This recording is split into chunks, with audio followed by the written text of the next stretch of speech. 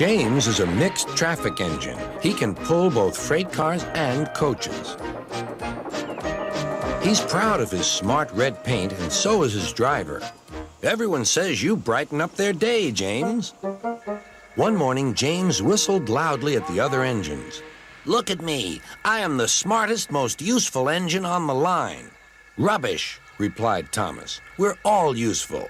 Sir Topham Hatt says so, and he's head of the whole railway.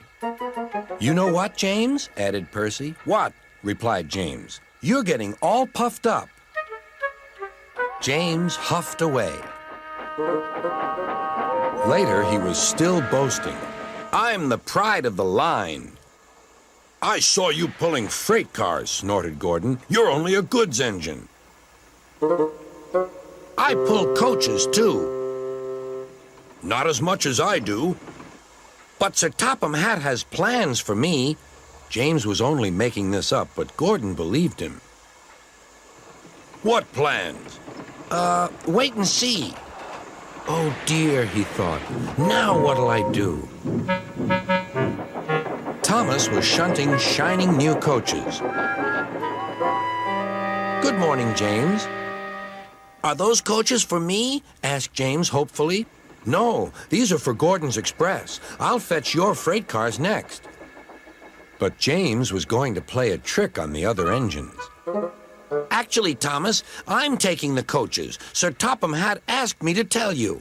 What about the cars? Asked Thomas. Give them to Gordon. Come on, Thomas, said his driver. Orders are orders. So when James's driver returned, James was coupled to the coaches and he puffed away.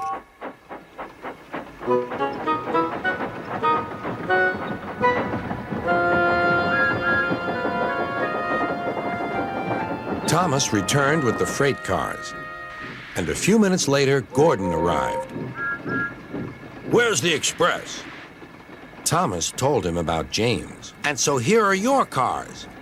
Gordon was very cross, and so was his driver. Wait till Sir Topham Hatt hears about this.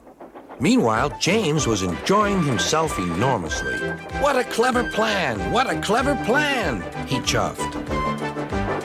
Then he saw Sir Topham Hatt. Some jokes are funny, but not this one, James. You have caused confusion. Yes, sir, said James.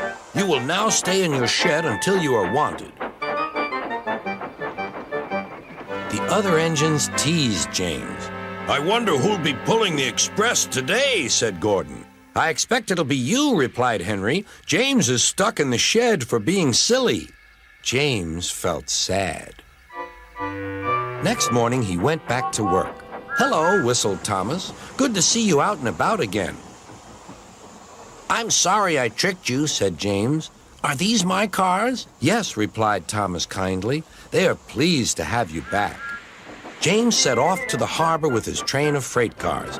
He bustled about all day, pushing and pulling them into place.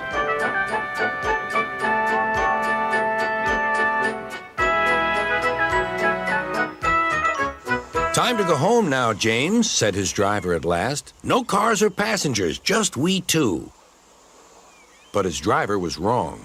Excuse me, called a man. I have a meeting with Sir Topham Hatt, and I mustn't be late. May I ride back with you?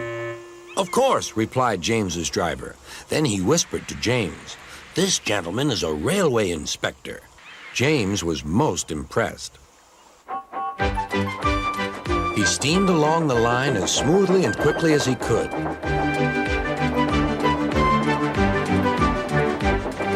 Sir Topham Hatt was waiting on the platform, and the railway inspector greeted him warmly. This clever engine gave me a splendid ride. You must be proud of him. Yes, indeed. Once again, you are a really useful engine.